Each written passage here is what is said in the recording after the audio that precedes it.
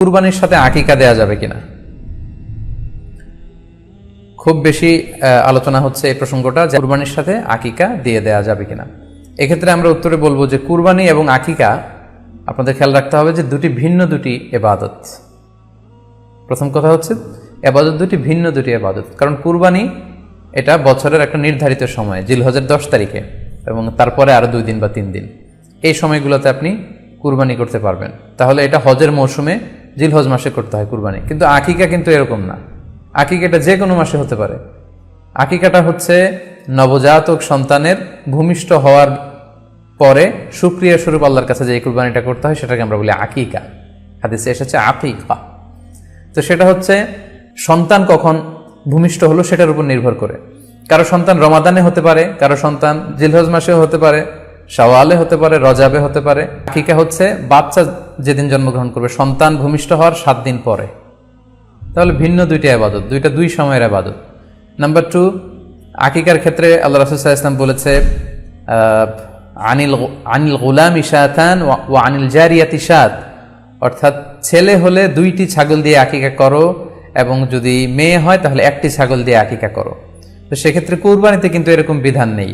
কুরবানিতে কিন্তু 1টি ছাগল দিয়ে আপনি কুরবানি করলে কুরবানি হয়ে যাচ্ছে, সেখানে 2টি ছাগল দেওয়া লাগবে এমন কোনো কথা নেই। তো এভাবে আমরা বুঝতে পারতেছি, খুবই স্পষ্টত কমন সেন্স খাটালেও আমরা বুঝতে পারতেছি এবং আল্লাহ রাসূল সাল্লাল্লাহু আলাইহি ওয়াসাল্লামের ভাষ্যগুলো অনুসারে আমরা বুঝতে পারছি দুইটা 2 ধরনের ইবাদত। যদিও এই 2 ইবাদতে কিছুটা মিল আছে, কিন্তু দুইটা 2 সময়ের ইবাদত, দুইটা আলাদা, দুটি উপলক্ষ, দুইটার আলাদা নির্ধারিত সময় রয়েছে। যেমন আকিকার ক্ষেত্রে সুন্নাহ হচ্ছে বাচ্চা যেদিন জন্মগ্রহণ করবে তার 7ম দিন শেষে 7 দিন পরে আপনি আকিকা করবেন। আল্লাহ রাসূল সাল্লাল্লাহু আলাইহি ওয়াসাল্লাম বলেছেন কুল্লু গুলামিন মুরতাহানুন বিআকিকাতিহি তুযবাহু আনহু ইয়াওমা সাবিহি, প্রত্যেক সন্তানের আকিকা দিতে হয় তার 7ম দিনে, ওয়া ইউহলাকু ওয়া ইউসাম্মা, এবং 7ম দিনে মাথার চুল ফেলে দিতে হয়, তার সুন্দর একটি নাম রাখতে হয়। তাহলে আকিকার বিধান হচ্ছে সম্মানিত সুধী সন্তান জন্মগ্রহণ করার 7 দিন পরে। আমরা বুঝতে পারলাম আল্লাহ রাসূল সাল্লাল্লাহু আলাইহি ওয়াসাল্লামের ভাষ্য অনুযায়ী, কথা অনুযায়ী, কওল অনুযায়ী।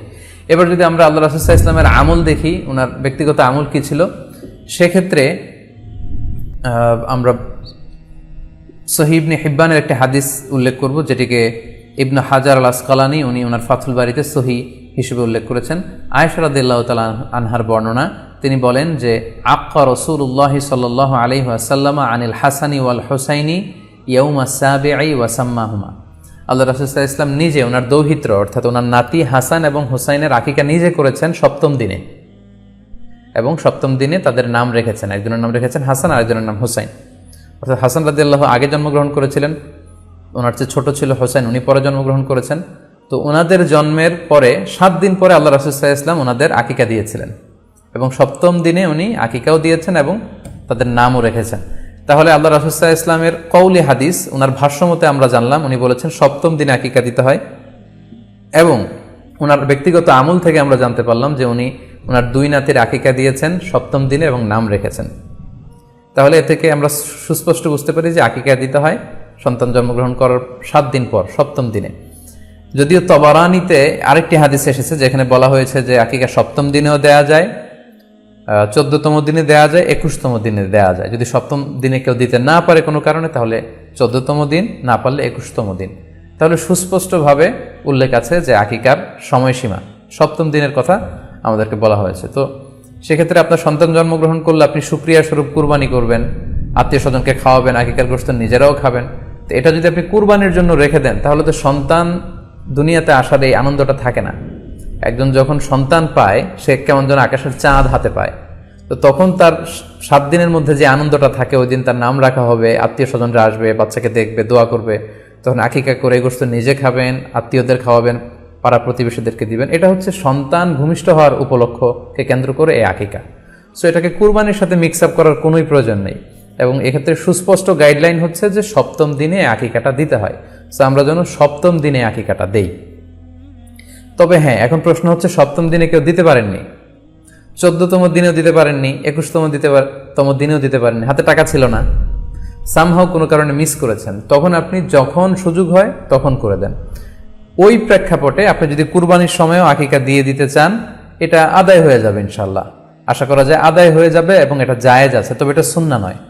সুন্নাহ হচ্ছে 7ম দিনে আকিকা দেওয়া। পাশাপাশি গরু দিয়ে, মহিষ দিয়ে, উট দিয়ে আকিকা দেওয়াও কিন্তু সুন্নাহ নয়। আকিকা দেয়া সুন্নাহ হচ্ছে ছাগল দিয়ে।